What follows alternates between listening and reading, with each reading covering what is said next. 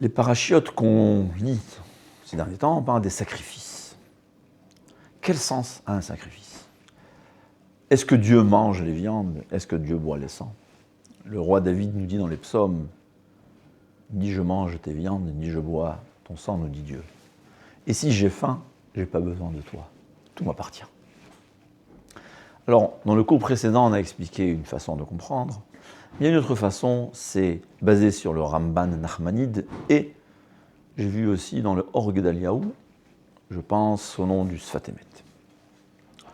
Au fait, l'homme est composé Nefesh, Ruach, Neshama, il y a aussi plus élevé Chaya Yichida, on parlera de ça.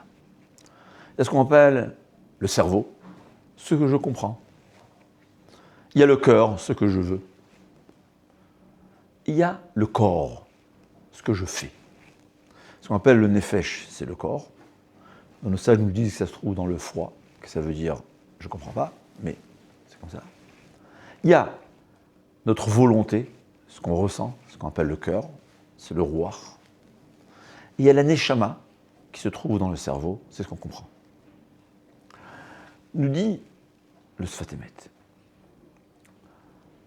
En réalité, un homme doit comprendre la vérité totale et vouloir aussi la vérité totale. Au fait, un juif doit vouloir être comme Moshe Rabbeinu, comme Baba Saleh. Il doit comprendre qu'il n'y a rien de mieux, que c'est ça la vérité. Mais il faut aussi faire. Il faut agir. Alors c'est vrai que ce qu'on appelle le cerveau, ce qu'on comprend, ou ce qu'on veut, c'est important. C'est peut-être l'essentiel, mais c'est une erreur de compréhension. Que ça veut dire l'essentiel? L'essentiel dans une voiture, c'est l'essence et le moteur. Mais le cœur, c'est un moteur, on va dire. Mais un moteur sans voiture, ça peut se faire vendre, mais ça n'a aucune valeur. Je ne veux pas rouler avec un moteur s'il n'y a pas de voiture. Si j'ai de l'essence, même de l'essence d'avion, la meilleure essence, je ne peux rien faire avec si je n'ai pas de voiture. Le cerveau, on va dire, c'est l'essence. Le cœur, c'est le moteur. Mais ce que Hachem veut, c'est l'action. C'est très bien d'avoir un cœur proche d'Hachem. C'est très important de comprendre que c'est quoi la vérité. Mais ce qui nous approche réellement d'Hachem, c'est quand on agit, faire. C'est ce que nos sages nous disent. L'essentiel, c'est le cœur, ça veut dire. L'essentiel dans une voiture qui roule, c'est le moteur qui roule. Mais un cœur ou un moteur sans voiture, ça ne sert à rien. J'ai un cœur et je n'agis pas, c'est un cœur dans une valise. C'est pas rien, mais c'est pas sa but. Par rapport à l'action, c'est presque rien. Ce que Hachem veut, c'est que je comprends la vérité, que je veuille m'approcher, mais que je m'approche de lui. Comment je m'approche de lui? En mettant mes téphilines, en faisant une bracha. Parce qu'une volonté qui n'a pas eu d'âge, qui n'a pas été mise à l'application, à l'action, ça disparaît. C'est tout à fait normal. Au fait, c'est normal qu'une âme juive comprenne la vérité, c'est normal qu'un cœur juif veuille la vérité. Ce qu'il faut, c'est l'action. Donc au fait, c'est quoi le korban, le sacrifice? Nous dit le Ramban, je dois me mettre dans ma tête, ce qu'on fait à l'animal, c'est ce que je serai prêt qu'on fasse pour moi, qu'on me fasse à moi pour Dieu. C'est-à-dire, au fait, le sacrifice, l'animal, c'est se sacrifier. C'est ce que nos sages nous disent, que les cendres du bélier brûlé, sacrifiées à la place de Yitzhak Avinu, se trouvent devant Dieu. Et on prie chaque Rosh Hashanah et chaque jour à Hachem. Regarde ces cendres et fais comme si c'était les cendres de Yitzhak Avinu. Yitzhak, notre père, notre ancêtre, notre patriarche, n'a pas été brûlé. Mais le bélier a été brûlé à sa place. Dit le Sfat Emet. Avraham Avinu avait une volonté de brûler son fils pour Akadosh Baruch Hu, en s'imaginant que c'était la volonté d'Hachem, évidemment. Ce n'était pas la volonté d'Hachem, c'était une épreuve que Dieu a donnée. Mais il n'y a rien de pire que de brûler, de tuer son fils en tant que sacrifice, c'est évident. Et il n'y a encore rien de pire que de se brûler à soi-même ou de se tuer soi-même pour quoi que ce soit. On n'a même pas le droit même de se faire couler une goutte de sang pour rien. L'homme doit faire attention à sa vie. C'est la plus grande mitzvah, au fait, qui transgresse tous les autres mitzvot.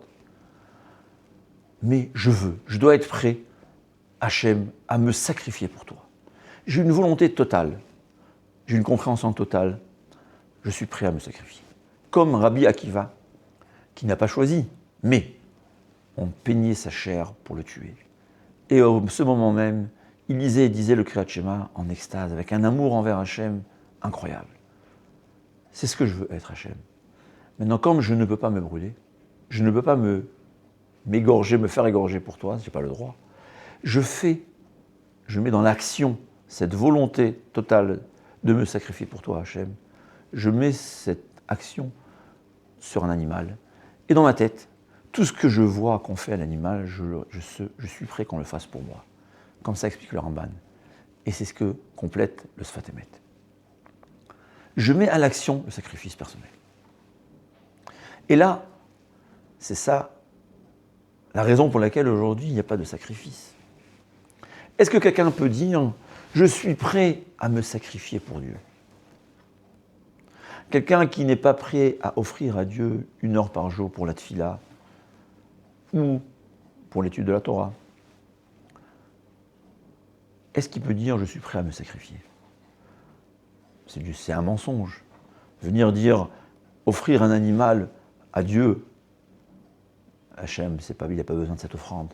Hachem, il veut son sacrifice personnel. Mais, jusqu'à présent, on peut se sacrifier à Dieu. Comment ? C'est ce que nos sages nous disent. Qu'aujourd'hui, il n'y a pas de korbanot. Mais on va lire la paracha des korbanot, c'est exactement comme si on a sacrifié. Et la Gemara nous dit que Michaël, l'ange Michaël, sacrifie les âmes des tzadikim, qu'est-ce que ça veut dire ?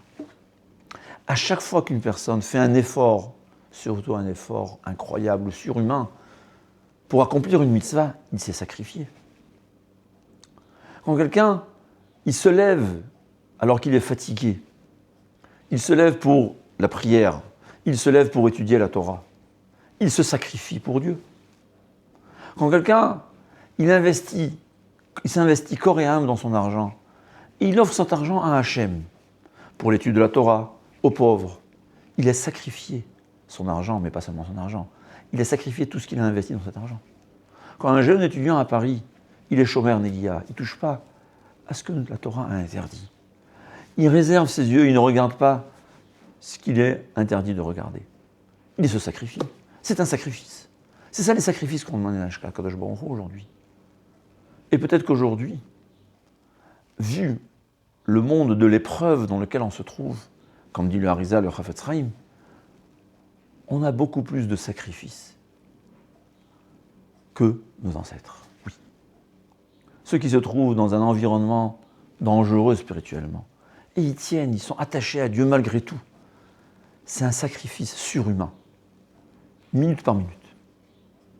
Ils se sacrifient à Dieu. Et pour conclure, avec une petite histoire.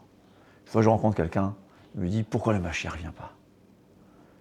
Je lui dis « Je vais te dire pourquoi le Mashiach ne vient pas. » C'est pas moi qui le dis. C'est une histoire que j'ai lue au nom du Rabbi de Belz, avant la Première Guerre mondiale. Il était à Vienne, je devais voir un médecin. Et il voit dans la synagogue un juif qui vient Shabbat, il prie sa prière.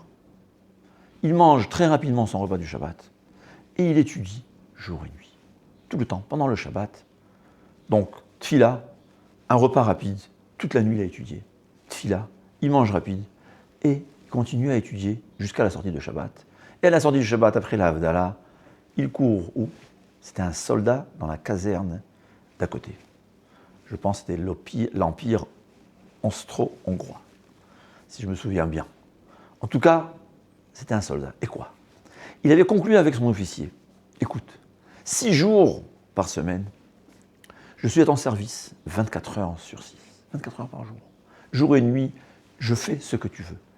Libère-moi le Shabbat. Évidemment, l'officier était d'accord, il a laissé le Shabbat, il venait à la synagogue. Mais ce soldat jeune, il s'est dit, attends, le seul jour où je peux étudier la Torah, c'est Shabbat. Je ne vais pas mettre à étudier, je ne vais pas mettre à dormir. Il utilisait le Shabbat pour étudier. On va dire 20 heures sur les 24 heures. Quand le rabbi de Belz a entendu ça, il a dit « Ah, maintenant je comprends. C'est à cause de lui que le Mashiach ne vient pas. »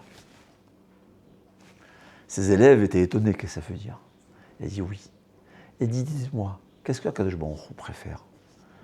1000 animaux qu'on va sacrifier quand le Mashiach viendra, ou ce juif-là qui ne se sacrifie personnellement à Dieu? Qu'est-ce que Hachem Dieu préfère? Et la Gemara nous dit, quand David Améler a appris de Dieu qu'il allait mourir le jour de Shabbat, il ne voulait pas mourir le jour de Shabbat, parce que le jour de Shabbat, le mort, on n'a pas le droit de le porter, il faut le laisser, peut-être aujourd'hui c'est différent, mais d'après la halakha stricte, on doit le laisser là où il est. C'est un manque, c'est un déshonneur pour le corps. Il a dit à Kadosh Baruch Hu, tu sais quoi, je veux mourir le vendredi.